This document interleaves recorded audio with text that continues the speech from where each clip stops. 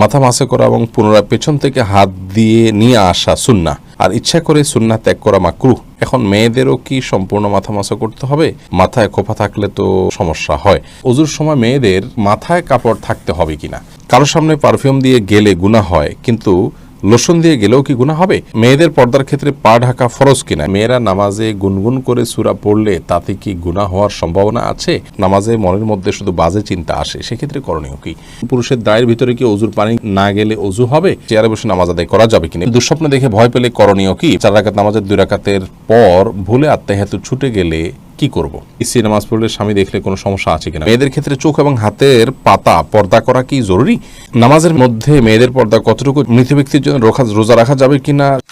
আমি জানতে চেয়েছেন স্ত্রী নামাজ পড়লে স্বামী দেখলে কোনো সমস্যা আছে কিনা? কোনো অসুবিধা নেই। স্বামী বা মাহরামরা যদি দেখেন সালাত আদায় করছেন এই অবস্থা, কোনো অসুবিধা নেই। মুজাহিদ সুপ্ত জানতেছেন 4 রাকাত নামাজের 2 রাকাতের পর ভুলে আত্তাহিয়াতু ছুটে গেলে কি করব? যদি ফরজ নামাজে 2য় রাকাতে বসতে ভুলে যান, দাঁড়িয়ে যান, আপনি আত্তাহিয়াতু পড়তে ভুলে যান বা বসতে ভুলে যান, তাহলে সেক্ষেত্রে আপনি সালাতের শেষে সিজদায়ে সাহু দিলেই সালাত হয়ে যাবে। মাহফুজা ইসলাম আপনি জানতে চেয়েছেন কারোর সামনে পারফিউম দিয়ে গেলে গুনাহ হয়, কিন্তু লোশন দিয়ে গেলেও কি গুনাহ হবে? খুবই গুরুত্বপূর্ণ প্রশ্ন বোন। পারফিউম হোক আর লোশন হোক, সুগন্ধি জাতীয় কোনো কিছু দিয়ে পরপুরুষের সামনে গেলে বা বাহিরে গেলে, এবং সেটি যদি অন্যের দৃষ্টি আকর্ষণ করে বা অন্যকে আপনার দিকে আকৃষ্ট করে, তাহলে সেক্ষেত্রে এটি গুনাহের কারণ হবে, হোক সেটা পারফিউম, হোক সেটা লোশন বা অন্য কোনো কিছু। মেয়েদের পর্দার ক্ষেত্রে পা ঢাকা ফরজ কিনা একবার জানতে চেয়েছেন। পায়ের পাতাকে মুতাকাদ্দিম উলামা ইকরাম এটাকে পর্দার অন্তর্ভুক্ত বলেননি, যার কারণে পায়ের পাতা না ঢাকলে অসুবিধা নেই, কিন্তু পায়ের পাতা ঢাকাটা হলো এই যুগে নিরাপদ। ফিতনা সংকুল সময়, চতুর্দিকে ফিতনার ঘনঘটা চলছে, এরকম একটা পরিস্থিতিতে যথাসম্ভব নিজেদেরকে পর্দার মধ্যে রাখার চেষ্টা করা উচিত।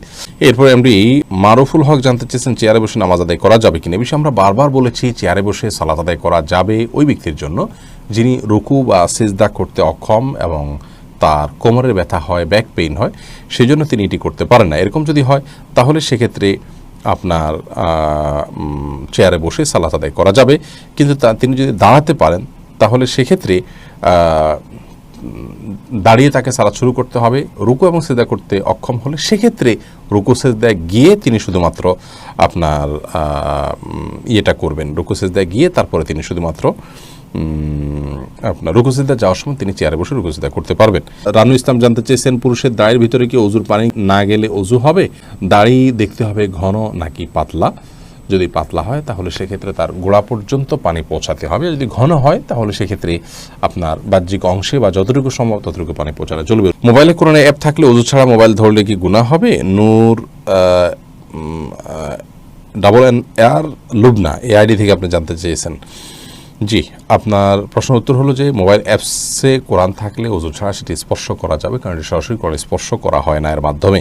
জোনায়েত আল হাবিব জানতে চেয়েছেন আমি একজন প্রবাসী, আরব দেশে থাকি, কাজ করার সময় আরবি লেখা পায়ের নিচে থাকে, এটা নিয়ে মাঝে মধ্যে অনেক চিন্তিত থাকি, তাহলে কি আমি জেনে বুঝে গুনাহ করছি? এ বিষয়ে আমাদের একটা ভিডিও ক্লিপ আমাদের পেজ এবং চ্যানেলে আছে, আপনারা দেখে নিতে পারেন।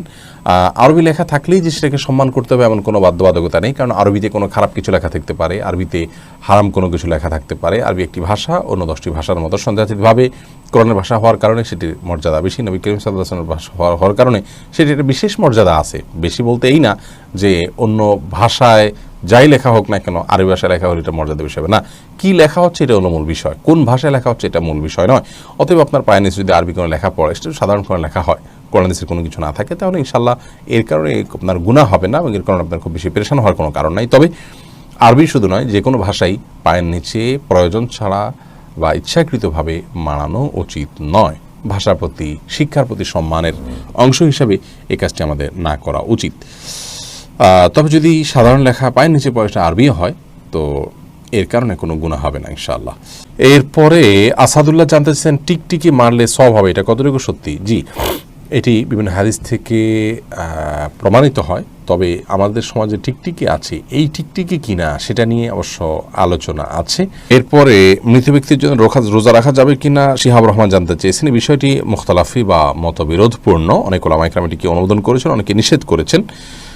এই বিষয়ে আমাদের একটা ভিডিও আছে বিস্তারিত, মৃত ব্যক্তির জন্য করণীয়, সেটি দেখে নেবেন ইনশাআল্লাহ বিদিল্লাহ। নামাজের মধ্যে মেয়েদের পর্দা কতটুকু জানতে চেয়েছেন আব্দুস শকুর। নামাজের মধ্যে মেয়েরা পরিপূর্ণ শরীর ঢেকে রাখবেন। আলমার আত আওরাতুন, নবী সাল্লাল্লাহু আলাইহি ওয়াসাল্লাম বলেছেন নারীরা পরিপূর্ণই সতর এবং তাদের পুরো শরীরই সতরের অন্তর্ভুক্ত, সেজন্য যথাসম্ভব পুরো শরীরকে ঢেকে রাখার চেষ্টা করতে হবে।